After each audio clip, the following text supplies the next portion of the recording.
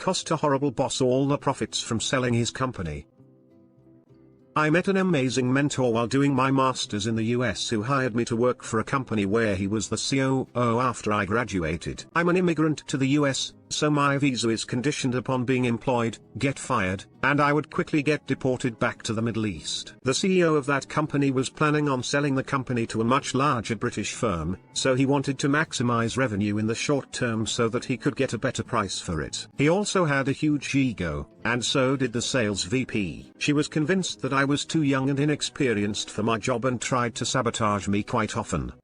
Part of my job was ensuring that we respected our terms of use for the data we bought from our suppliers. I would make sure that our customers used it in the pre-approved way, that the engineers used and encrypted the right data for each product, and that we reported usage and sales accurately so that the suppliers could bill us. Well, the sales VP and the CEO had approved a bunch of deals where they allowed a customer to use the data in a way that breached our supplier contracts and underreported sales to the supplier, so that they could pad the company's revenue and get a bigger payout once they sold it. I brought it up to them because I thought they might have gotten the contract terms wrong at first, but they threatened to fire me and have me deported if I didn't go along. Whistleblowing would have just gotten me deported anyway since the suppliers were not based in the US. One of the suppliers asked to audit our reported sales data, but the CEO kept delaying the audit and hid it from the British firm who was going to buy us. I kept track of every single transaction they made in that way. However, after the British firm bought that company, I was one of the people they kept on because I was managing the product lines really well at the time. I got along with the new owners quite well. So when they decided to review the contracts and discovered the audit, I gave them every single file I had on those fraudulent transactions. The company had been in breach of contract with several suppliers and I had a paper trail to prove it. The new owners immediately worked with the supplier to address the issue and reimburse them. They then claimed that this additional expense had been incurred before the purchase, since the audit predated it, deduced it and the revenue based on it from the company's total value, and then took that out of the payout that they were supposed to give the CEO and VP. Those two assholes didn't make a single cent off of selling their company, and that's after they had worked on it for 6 years. TLDR, CEO threatened to get me deported if I exposed his fraud to the company that was buying his startup. Thanks to me, the buying company fixed the fraud issue, and he actually lost money when he sold the startup. Now to the comments. LPT, document everything. Glad you are still with the company and the new owners are good. Edit, also after accidents, take pictures of everything. OP replied, I left for another company about 8 months later because I wanted to work on a different type of project, but I left on good terms. Smile. The new owners said they'd love to work with me again, and I've kept touch with some of the other employees. I'm glad it worked out for you, my dude. Good job. This is genuinely professional revenge. Well done. Collateral kept to a minimum? Check. At great cost to the revenge? Check. Just desserts? Check.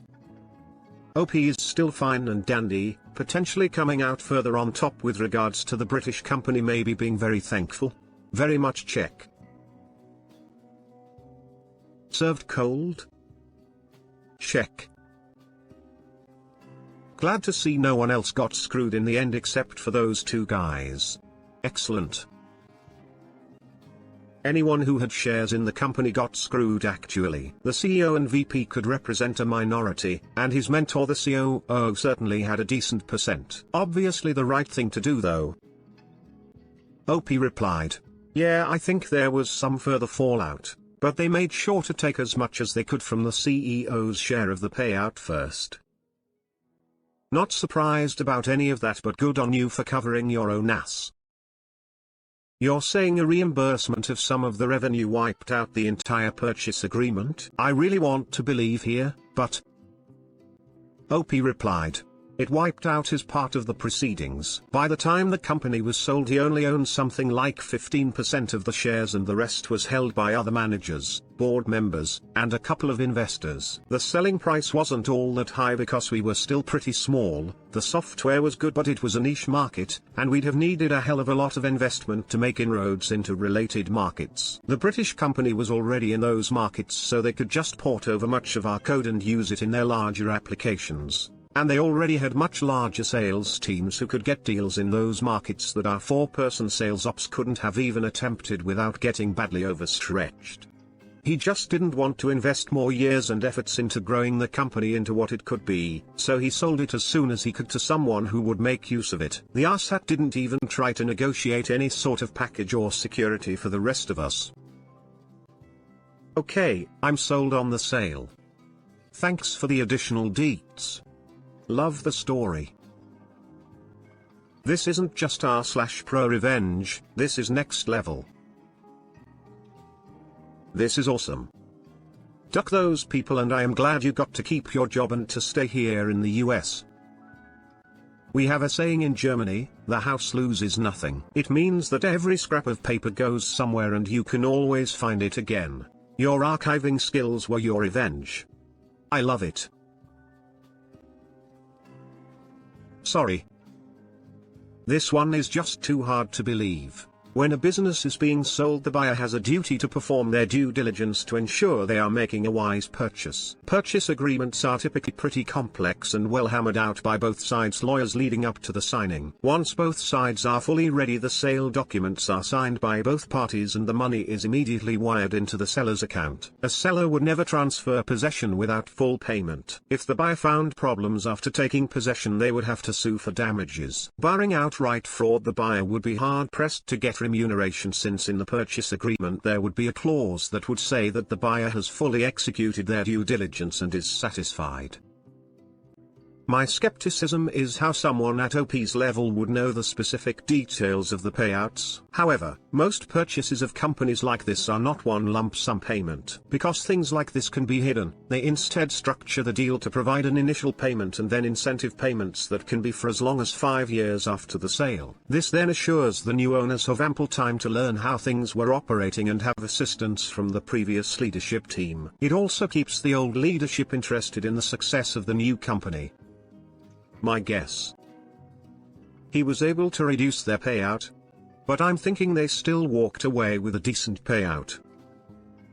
OP replied, "Yeah, I don't know the exact sums involved, but one of the buying company's execs told me while we were out for beers that they had stuck to the old CEO. So he might have still gotten the initial payment, but I think that the majority of his buyout was to come in later payment over a period of 1 year or more. I wasn't involved with the rectification. My role ended when I handed over the documents to the new owners. Everything I know I gathered from them post facto because I built a good relationship with some of the new managers. It was a pretty small company pre-acquisition and I was their only PM, so I had my hand in a lot of buys.